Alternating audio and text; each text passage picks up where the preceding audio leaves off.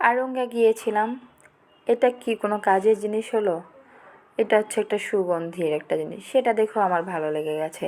এখানে গাছ দেখে গাছ ভালো লেগে গেছে। তারপরে হচ্ছে ঘুরে ঘুরে দেখতেছি কোনটা রেখে কোনটা রাখা যায়, কোনটা থেকে কোনটা নেওয়া যায়। তো আমি যেখানেই যাই শুধু ভালোই লাগে। একটা হচ্ছে জুতা দেখলেই ভালো লাগে, একটা জামা দেখলেই ভালো লাগে, একটা হাঁড়ি পাতিল দেখলেও ভালো লাগে। তারপর হচ্ছে একটা কসমেটিক্সের নতুন ব্র্যান্ডের কোনো কিছু আসলো সেটা ভালো লাগে। মানে এই যে একটা জুতা, এই জুতাটা কিন্তু ততটাও সুন্দর না, কিন্তু আমার ভালো লেগেছে। কিন্তু কি করব, সাথে সাথে আমার মেয়েও আরেকটা হয়েছে, তারও আমার মতোই একই রোগ হয়ে গেছে, যা দেখে তাই ভাল লাগে, যা দেখে। এই যে হাতে একটা কি একটা নর্মাল একটা ব্রেসলেট, দাম মাত্র 5,500 টাকা। এটার কোনো মানে হয়? আদৌ রূপা আছে কিনা জানি না। তো এগুলা দেখে নিজেরই রাগ উঠে যায়, এত দাম, তারপরেও দেখি। কারণ কি করব বলেন, আমার যে ভালো লাগে। আবারও ঘুরে ফিরে স্যান্ডেলের দোকানে গেছি, আমি কি নিব কি নিব না, কারণ কনফিউজ আমি। কারণ এত ভালো লাগছে, রেখে যাব, নিতেই তো হবে। তো ঘুরতে ঘুরতে এই জায়গাটা, এইটা দেখলে তো আমি কিছুতেই লোভ সামলাতে পারি না। মনে হচ্ছে এটা পুরাটা উঠাই নিয়ে যা, আমার বাসার কোনো একটা কর্নার আমি এইভাবে সুন্দর করে সাজিয়ে রাখি। আর আমি আর আমার বান্ধবী মিলে গল্প করব, এখানে চা খাবো, আড্ডা দিব, আমার খুব ভালো লাগে। এরপর মার্কেটে ঢোকার সময় এই যে এরা সুতা দিয়ে কি একটু সাজায় রাখছে, একটু আনকমন, সেটাও আমার ভালো লাগছে। এরপরে আরেকজনের কেনাকাটা করতেছে, লেহেঙ্গা দেখতেছে, সেটা দেখেও আমার ভালো লাগলো, ওখানেও আমি আটকা যাই। মানে যেটা দেখি ওইটার মধ্যে আমার আটকাইতেই হবে, কেন ভাই এত আটকাটকি কী আছে? এরপরে গেছিলাম হচ্ছে পূর্ণিমার শাড়ি ঘরের নাসির ভাইয়ের কাছে। ওইখানে যে ওনার সাথে একটু কথা বললাম, ওনাদের সম্পর্কে সব কিছু দেখলাম। এদের তো কোনো কালেকশনের অভাব নেই নিউ মার্কেটে গেলে। ওদের একদম পুরা শাড়ি, কাপড় চোপড়, ম্যাক্সি, বেডশিট, মানে কোনো কিছু নাই। 2 দিন পর অফার দেয় আর সেটা আমার সামনে আসতেই থাকে।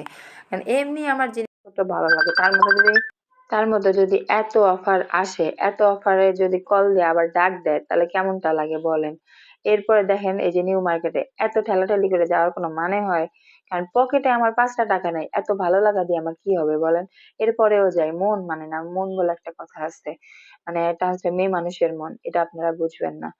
যেখানে যাবে সেখানেই আটকায় যাবে, হাঁড়ি পাতিল থালা বাসন, কাপড় চোপড়। এই যে এখানে গজ কাপড় গুলা দেখতেছি, না এটা মনে হয় আমার লাগবে। একটা নরমাল সুতি জামা দেখলাম, মনে হয় কিনা এটা আমার গরমের দিনে বাসায় পরার জন্য পারফেক্ট হবে। এরপরে কেনাকাটা করে কিন্তু ব্যাগ ভরে ফেলছি।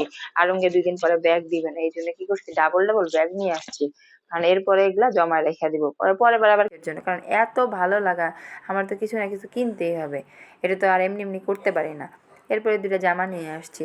পরে ভাবি বলছে আমার একটা, আমার মেয়ের একটা লাগবে। পরে বললাম যে নিয়ে আনান, কারণ আমার কাছে কোনো টাকা নেই, কারণ আমি কোনো রকম কোনো রিস্ক নিতে পারবো না। এরপরে যাই চুড়ি ফিতার দোকানে, এত এত বড় বড় গর্জিয়াস গয়না আমি জিন্দিগিতেও পরি না, বিশ্বাস করেন।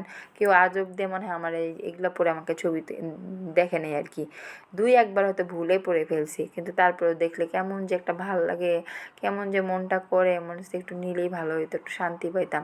আসলে যা কিছু করি মনের শান্তির জন্য করি, আসলেও কি শান্তি পাই? মনে কোনো শান্তি আছে? এরপর ঘুরা ফিরা দেখতেছি আর কি নেওয়া যায়। ওই যে দেখে আসছি উপরে গজ কাপড়ের দোকানে, ওইটা তো আমার নিতেই হবে। ওইটা ছাড়া খালি হাতে কি আর বাসা যাওয়া যায়? এত এত ব্যাগ নিয়ে যাওয়ার পরেও মন ভরে না। হ্যাঁ, ওইটা নিয়ে আসলে একটু শান্তি পাইতাম। ওটা নিয়ে আসলে যদি একটু মানে একটা মনের দিক থেকে, না ওটা খুব সস্তায় মনে হয়, আসলে কোনো রকম কোনো সস্তা না। এটা হচ্ছে আমাদের মনের কল্পনা জল্পনা, আর কিচ্ছু না। এটা হচ্ছে মেয়ে মানুষের মন। আর আমার এত ভালো লাগা কোত্থেকে আসে? আপনারা একটু কমেন্ট করে জানান, আমার মতো কি আপনাদেরও ভালো লাগে, যা দেখে তাই ভাল লাগে? আমার মতো কি আপনাদেরও অবস্থা একই রকম? ভাইয়ারা, আপনাদের বউয়ের কি একই অবস্থা? একটু কমেন্ট করে জানায়েন।